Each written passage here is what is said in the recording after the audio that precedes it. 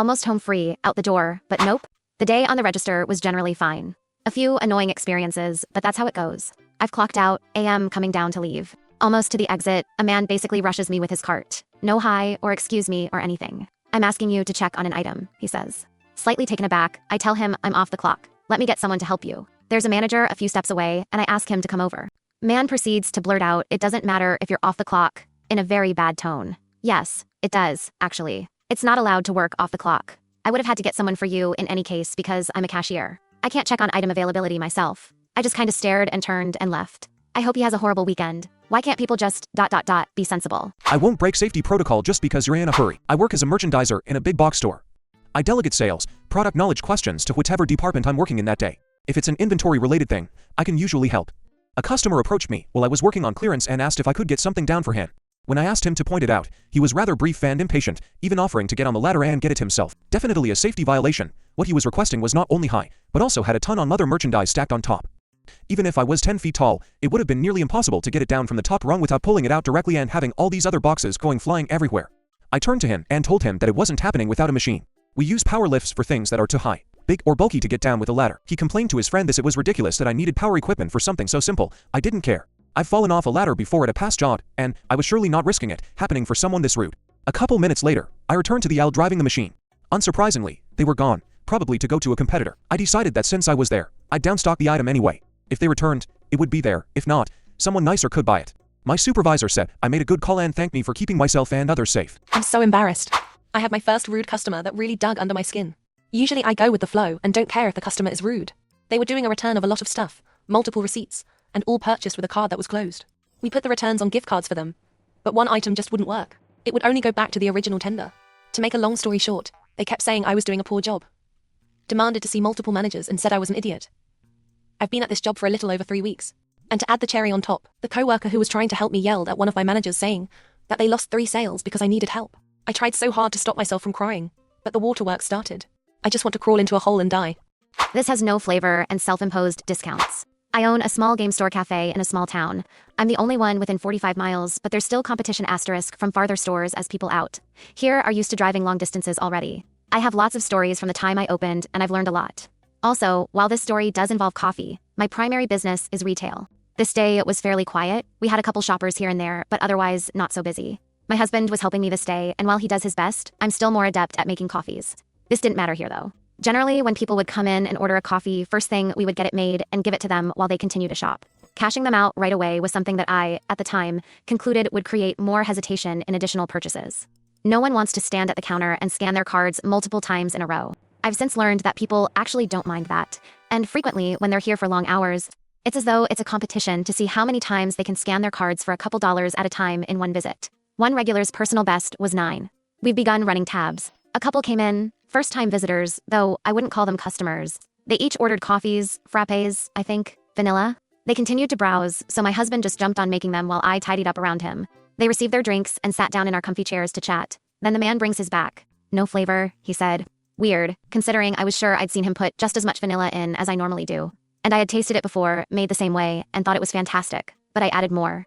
So at this point, the drink had probably 10 pumps of vanilla in it, blended it back up, and gave it to him. I was feeling particularly anxious about this screw-up. We were a fairly new shop at the time and still learning the ropes, trying to entice customers to come back or to visit in the first place. How could we have screwed up something so simple? Surely these people wouldn't be coming back, and I had failed. They thanked me and continued to chat, shopping around a bit, enthused about how the coffee finally had enough flavor. And we got busy doing other things, helping someone else at the counter, cleaning, etc. Discussing how we'd made the coffee and how we could do better. Then, they left. No transaction had been rung up. They never approached the counter to attempt to pay. No, they simply left, over-vanilled fraps and all. I blame this partially on myself, as I hadn't stopped them on the way out, partially on my husband, as he had handled the order, and partially on the 2 people who complained about the flavor of the coffee and left without paying. I've never seen them again. Lesson learned, new visitors always pay for the coffees up front. Also, some people truly do have dead taste buds. Customer thinks that because he shops at our store so much, he should be able to shop past the time we close. We've all had those customers who come in pretty close to closing to shop. I'm also pretty sure we've had those people who think that they have all the time in the world to shop just because they made it in the store before the doors shut. However, that is not the case. If you're a couple minutes past closing, that's usually fine, but it's not when you plan to spend another 15 minutes or so longer. So, around 5 minutes to closing time at the store I work at, there was still one customer shopping with a grocery cart. He is a regular customer. The 15-minute and 5-minute closing announcements had been done.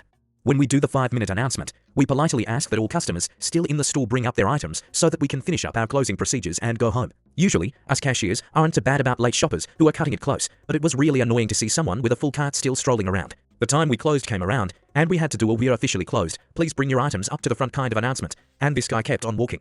The people in grocery reminded him that we were closing, and that he could come back tomorrow to get the last things he was missing, but he ignored them. Eventually, my coworker on till told the man that we were closed and that she would bring his groceries through. He turned to her and said, "Do you know how much money I spend at your store?" She replied, "I understand, but we are still closed and we have to ask you to pay for the groceries you have now and come back tomorrow." Thankfully, the man finally went through her till, though he was still pretty annoyed that he had been asked to leave. He complained a bit more, but my coworker kindly explained that when we closed, we have a couple more things that need to be done after all the customers are out and we unfortunately won't be paid overtime. I provided a full quote and they still messed up the order. Customer wanted a quote on 3 items. On each item we have 3 different brands they can choose from. Think how you can buy a battery from Duracell, Energizer, or some other brand, so I sent over pictures, pricing, and availability via email. Despite having all the information in front of them, they still messed up the order. Item number 1 had the wrong size listed, which is not only discontinued and is from a completely different brand than they wanted. I didn't even put that on the quote. Item number 2 was listed on the order twice, but with different quantities. Item number 3 was also listed on the order, as well as different quantities. This one also had an additional wrinkle, where one line was from one brand, the other from a different brand. The one brand is way more expensive, so it doesn't make much sense to order that one. How to spend your break, according to a customer. I was cashiering in the lawn and garden center at my store. When I was trained as a cashier, there was no training on the products throughout the store, just how to scan the product and the basics of customer service. Therefore, I really don't know anything about the plants and trees and flowers. That's the associate's job. They stock them, so they know where they are located. The store phones will often not be useful in the location, due to getting multiple lawn and garden trucks during the week and the associates moving things around to make room for new products. But ultimately, I don't know boo about whether this plant or that flower will thrive in full sun, or if the ferns are still outside, or if they moved them again. As a cashier, you are not allowed to leave your register to roam around or help the customer find something.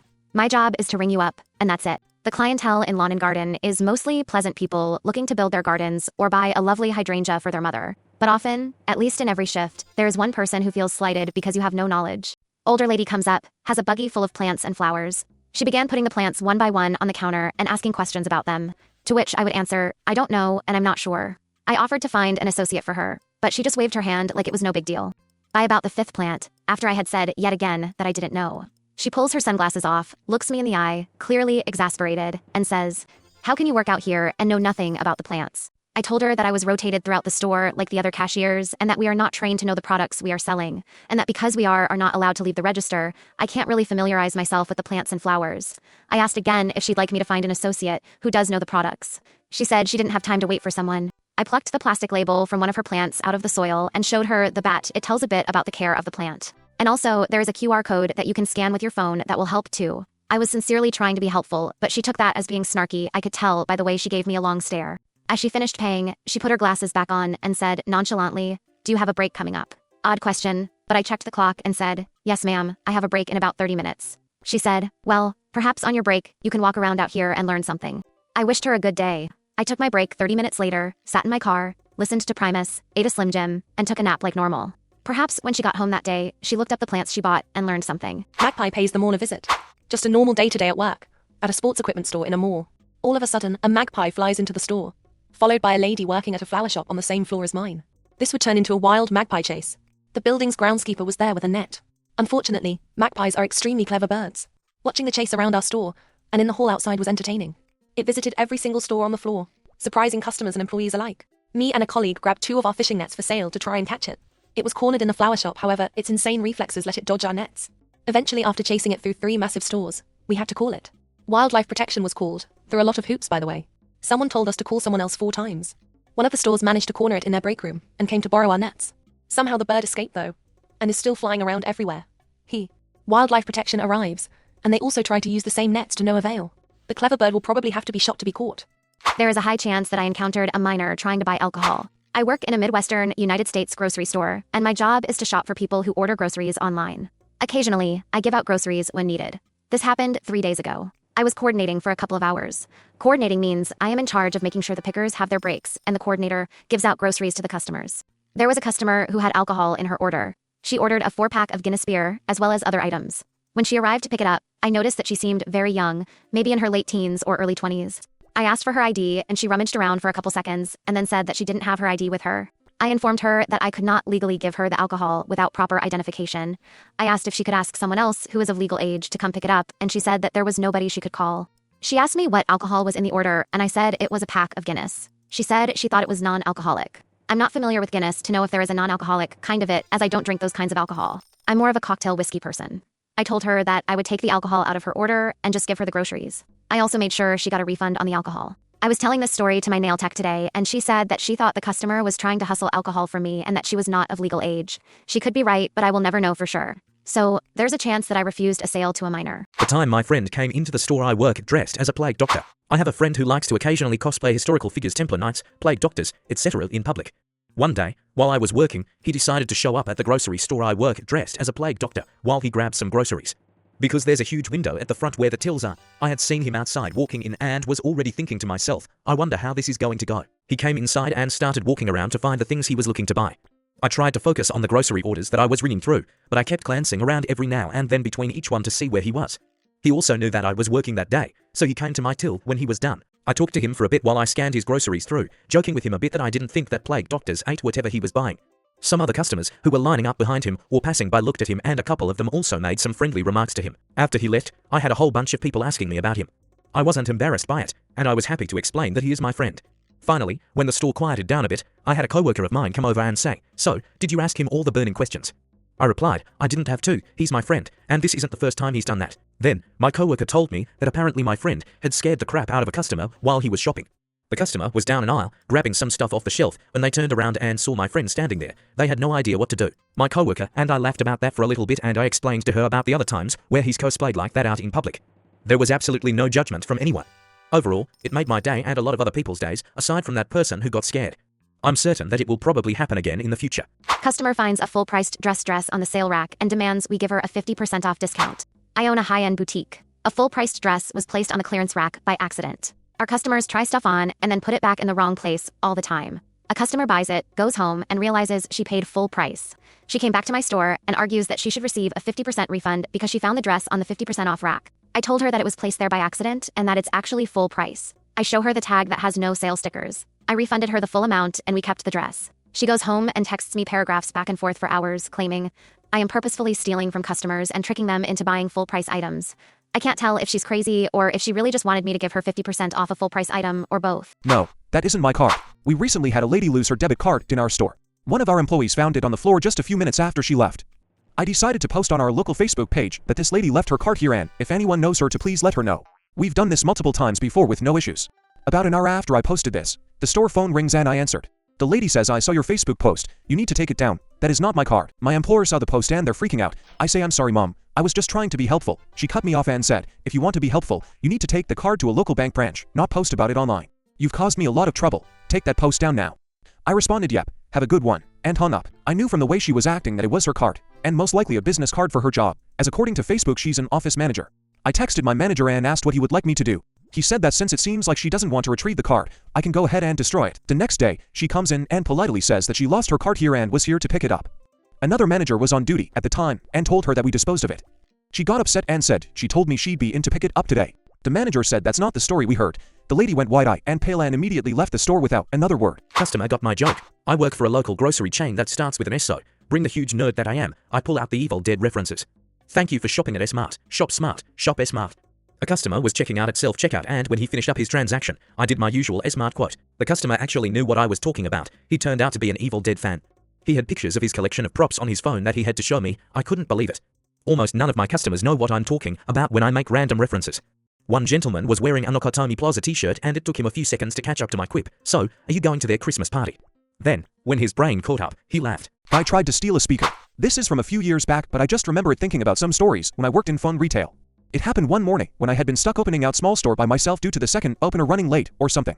Unfortunately, it also was a busy morning when I had 6+ people at the door the moment I opened it. Luckily, it wasn't my first rodeo opening by myself, so I set to work getting everyone situated before running the gauntlet of customer service. Luckily, most of them were just there to pay a bill, and I got to the third person in line. Now this guy was definitely on something. You could tell by the way he carried himself, his mannerisms, and the way he talked. I forgot exactly what he came in for, but he tried to get into an account he didn't have access to. He then turned to leave and I started to help the next customer. However, out of the corner of my eye, I watched this man look up and down our accessory wall. For context, the store itself was a giant box with almost the entire left wall behind, where we hung accessories at the time. The very end nearest the door was where we held our speakers due to how corporate wanted us to display our products. Now they were locked on the pegs so you couldn't just pull the items off. Out of the corner of my eye I watched this man hold up his jacket to cover him, ripping a JBL speaker box off the peg, breaking the tag he used to hang it by before he set it on a small side table we had near the front. He then began to hold up his jacket again to try and cover it, putting his hands in his jacket pocket and lifting them up hand over the speaker to look inconspicuous. I told the customer I was helping to give me a moment before I walked over to the guy and put on my best customer service smile. "Hey there sir, were you looking to get that speaker?" I asked. The guy then jumped because I don't think he realized I had seen him take it. "Oh no, I was just looking at it," was his response as he lowered his jacket and back away from the item. "Oh, alright, since this seems damaged I'm just gonna go put it up front then, if you change your mind," I said, referring to the damage he had caused since now we couldn't hang it back on the wall. He looked a bit defeated and then walked out. I later told my awesome supervisor, who was on the close shift and watched the cameras. You could clearly see him look back at me while I was helping the customer to see if I wasn't paying attention to try and rip the speaker off the wall. We had a good laugh at it. The day the decimal point moved over. Something that I just remembered from my time as a blue vest cashier. Something went very wrong in the computer system that affected all baked goods. Simply put, when you scanned any baked good, whether it be a regular or checkout, the decimal point on the price moved over one's space to the right. So, instead of your box of 2 donuts coming up as a $1.99, it would come up as $19.90. Not sure how many people went through the checkout with large orders that included a pack of donuts or pastry and didn't notice. Once I realized what was going on, it wasn't terrible to fix, but it had to be manually done for everyone. Every single bakery item. They had their own barcodes, so they didn't have it in the quick lookup menu. We had to scan each item with a handheld scanner to see what it was being set at, then manually type in each item and price. The system made you type a description every time you did this, so slow. I felt really sorry for those who accidentally paid 10x the price. This wasn't the first time this kind of thing happened. For a while, all steak rang up as filet mignon regardless of the actual item and charged accordingly. That time I got to see Captain America save the day. I used to work retail at a mom and pop costume store. We had this family who were regular customers and would come in every year and pick out a themed Halloween costumes as a family. This particular year, they said the theme was the Avengers. They had a son who was about 4 or 5 at the time. He chose to be Captain America and they picked out his costume first. A little while later, he comes running back up to the cash wrap, in full costume, brandishing a phone. He told me he had found it on the floor, and he had to protect it because phones are very important. He asked me if I could help him find who it belonged to. So I made an announcement asking if anybody was missing a phone, but to no avail. At that point, I asked him to give me the phone, and told him I would hold onto it until someone came back for it. He looked at me skeptically, and flat out refused to hand it over at first. He explained to me how phones have all kinds of important things on them, and that they aren't toys. I had to give him my solemn word that I would take good care of the phone before he would hand it over. I sent him back to his parents after that. About 10 minutes later, the phone started ringing, and I noticed that the screen said home, so I answered it. It was of course the customer looking for her phone. I told her where she could find it, and that I'd hold onto it for her. Another 15 minutes or so after that, the woman came into the store asking for the phone. I asked if she was in a hurry. She looked a little confused but said that she wasn't. So I asked her to hold on for just a moment. I went back and found the little Captain America, still in costume because once you get a little kid into them, it's impossible to get them out again, and asked him if he would like to return the phone to its owner. He gleefully said yes. So I handed him the phone, and we walked back up to front together. He presented the woman with her phone and explained to her that he had found it and taken good care of it, because he knew how important phones were. The woman thanked him profusely. He gave her a sharp salute, and then ran off back to his parents. At this point, the woman turned to me and said, "That might be the cutest thing I have ever seen. Seriously. You don't know how much I needed that. It's been a day." I told her it was no problem, and I was glad she got the phone back. Scratch cards. A group of workers from another company came by my till today. The first guy in the line is a scratch card addict who will come in regularly throughout any given day to purchase £5 tickets and will of course spend any winnings on more tickets. There are many such cases. On this particular day, he has already been in a couple of times. He and the second guy both buy a couple of £5 tickets and go to wait outside for the third man. The third man comes up to my till. Him my colleagues convinced me to buy one of these, but do people actually win? Me, I'm the sometimes age, but not often. Me, no, not often age. It's a waste of money then. That's what I thought. Me, basically yes. Don't make it a habit, so you purchased one ticket and then left.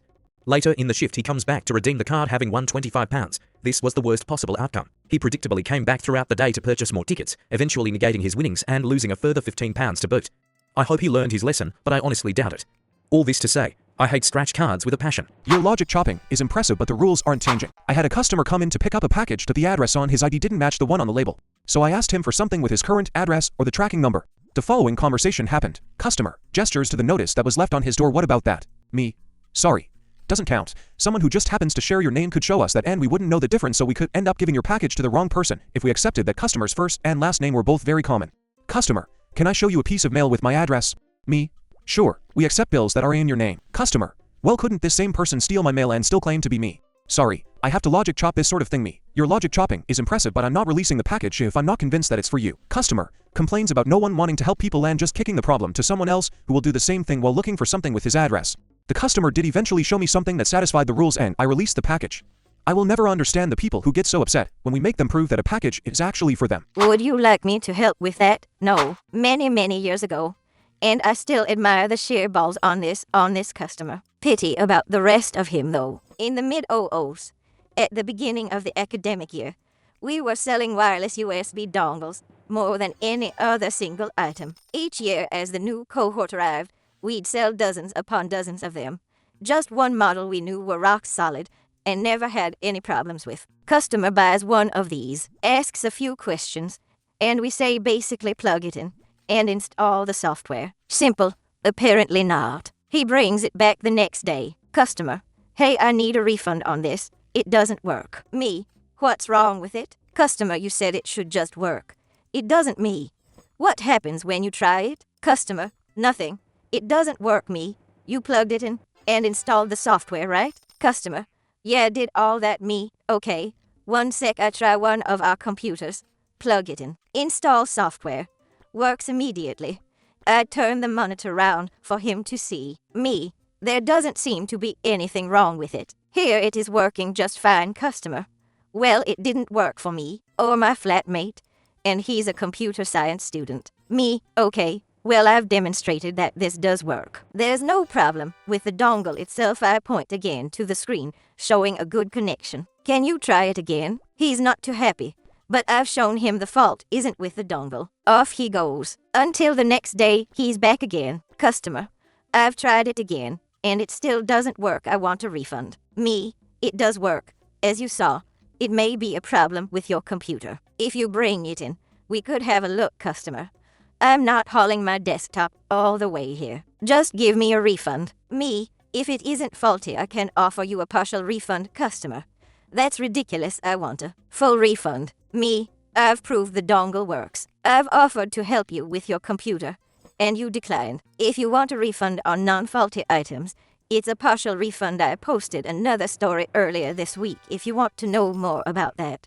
I won't repeat it all here. Customer, that's unacceptable. Even my flatmate gave it a go, and he's studying computing. If he can't get it to work, there must be something wrong with it. Me, there isn't. I showed you yesterday. You saw for yourself. Customer, how do I know you haven't done something to your computer to make it work? Me, by bringing me yours to try it on, as I offered. Customer, I can't be bothered with all that. Me, okay. Customer, me, if you change your mind, you know where to find us. On his way he goes again, and back this way he comes. Customer, I want a refund. We tried it again, and it still doesn't work. If even a computer science student can't manage it, it's obviously broken. Me, you already know it works, and the offer of looking at it on your computer is still open. Customer, I shouldn't have to do all that. It should just work. Me, and it does, just not on your PC, which we can help you with if you let me. Customer, my flatmate studying computer science couldn't even get it to work. Me, I'd kinda stop saying that honestly. Customer, what? Why? Me, you're kinda just embarrassing him at this point. He's studying computing, and he can't get this working. We've sold hundreds of these, dozens just this week.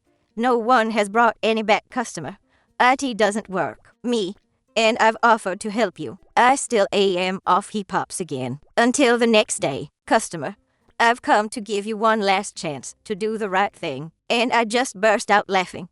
Uncontrolled peals of laughter right in his face. The customer would like dirt. I used to be a cashier at a place that sold gardening supplies. We sold really big bags of soil, and most of the time, when a customer was getting those, they would tell us what kind of soil they wanted and how many bags they wanted, and we would just look it up in the system. After we rang them up, they would go and get them, or someone would help them get it. If someone was getting 30 bags, which people often did when they were doing big projects, it made more sense to pay and then load. This one day, I'm out in the gardening section and this woman comes up.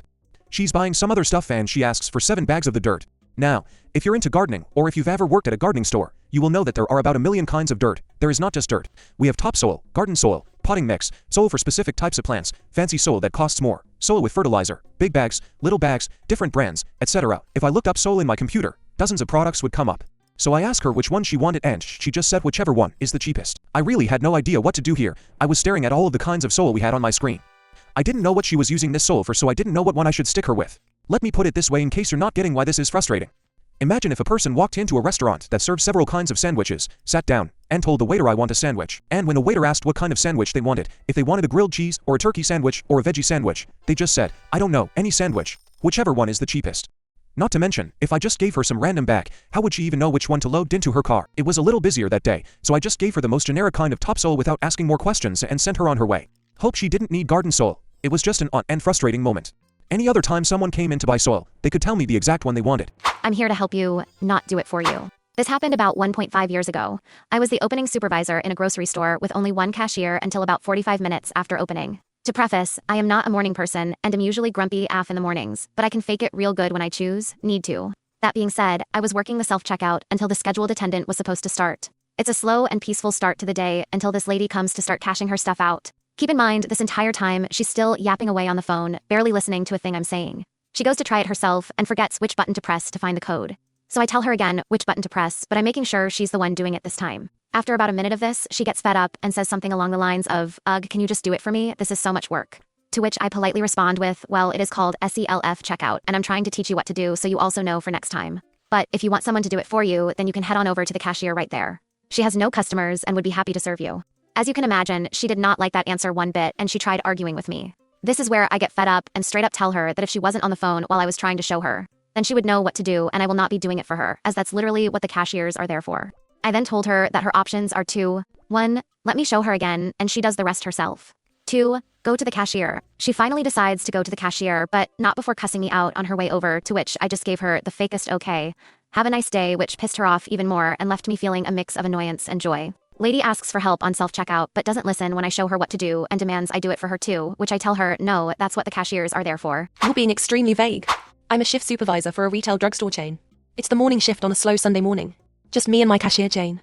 Jane normally works in the beauty department, cosmetics, skincare, hair care, etc. However, for the first few hours on a Sunday, she's the front cashier. I get a call through my earpiece that customer service is needed in the skincare department. I head over and meet Karen. Karen. I need oil. Me. What type of oil? Karen. For your skin. Face. Karen does speak with a thick Asian accent. English does not seem to be her main language. Being the child of Asian immigrants, I seem to understand the accent quite well. Me. There are many types of oil for your skin. There's vitamin E. Coconut. Jojoba. Karen. Angrily. It was right here, pointing to a specific spot on the shelf, when I bought it from you before. Why isn't that girl coming over here to help me? Looking over, Jane is ringing up a customer with several customers in line. Me. She's the front cashier. She's ringing up customers. Karen pouts. I don't know if Jane had helped Karen in the past. I have a rule with rude customers. You'll still get your good customer service, but you get the bare minimum. Plus, we'll start playing games with you. Karen has now crossed the line. Karen, show me your oils. The one that was right here. Me. Knowing the answer is no with my customer service smile. Do you know the name of brand? Or how the box looked? Do you have the old bottle? I can easily look it up if I have the brand or old bottle. Karen. Just short of a rage. You're useless. Just show me all your face oils. I walk Karen down the aisle, showing her all the vitamin E oils. I take her back to the beginning of the aisle and begin to show her all the coconut oils. Karen. Raging. Just show me the section where all the face oils are. Me. Ma'am. The skincare products are sectioned my brand, not type. Several brands make facial oils. Karen. You're useless. Karen picks up several of the oils I showed her and heads up to the front where Jane rings her up. Jane later asks me what happened. I tell Jane what happened. Jane tells me while she was ringing Karen up. Karen went into a rant that Jane could only partially understand. Something about Jane not helping her to why did we change the shelf spot of the product she likes. Jane and I share a laugh joking that we're not mind readers and get back to work. No, I was actually going to go home. This story still makes me shake my head. I used to be a cake decorator. I was right in the middle of icing different cakes for my display during the middle of my shift. A woman walks up and asks about my cakes, which one was which, and so on. I direct her to my bunker, and she goes to look around and tell her to call me if she needs any help. I continue icing my cakes and then the following conversation started. Woman, standing next to my bunker in the middle of the floor, holding a cake, could you write on this for me? Emmy, turns to look at her, yeah sure thing, looking at her waiting for her to bring the cake to the counter. Woman, ... could you do it now? ... No, I was actually just going to go home and end my shift for the day. It's not an annoying or bad story, but it still makes me question what she thought I was doing there icing cakes for. Did she think I wasn't going to help her? I know I wasn't mean or anything, I was just helping a customer like I always did. I was just confused as hell by that question. Wedding flowers. In a rich area of town, a bride ordered $3,000 worth of flowers from a grocery chain. I watched the workers work overnight and even call in help from other locations to help get this order done on time. It was a prepaid order, and everything looked so beautiful. The team goes and delivers it to her venue. Now mind you, it's a grocery store. The team had to use their personal vehicle. It took many trips. It gets delivered to our venue and the team lead tells the venue, they need to be refrigerated. Well, the venue said no because they were setting up for the event now. The wedding was in the morning the next day. We don't know what happened to the flowers after that, but the bride calls in the next day, hysterical, stating we ruined her whole day because the flowers died. Flowers do not die in one day, not even a day overnight. She ended up dragging it out with no photo proof and was refunded the full amount back. We were all shocked. Now several years later, I wonder if that couple is still married or not. Smiley face. A retail warden. I currently work as a self-checkout cashier in a chain store. One night, I was helping a middle-aged couple when they were having difficulty using the produce menu. Their interactions with me were pleasant, but a remark they made about one of my fellow cashiers, let's call her Shelley, caught me off guard. They said that she was mean, and bizarrely, that she should be working in a prison. Those words, verbatim. Shelley is a relatively new coworker, but in the time I've worked with her, I've known her to be one of the most pleasant and easygoing people in my department. So to say I was flabbergasted to hear that was an understatement. I just gave a non-committal, "Oh, I see," response and finished helping them. After they left, I went and told Shelley what they said about her, and she was just as surprised as I was.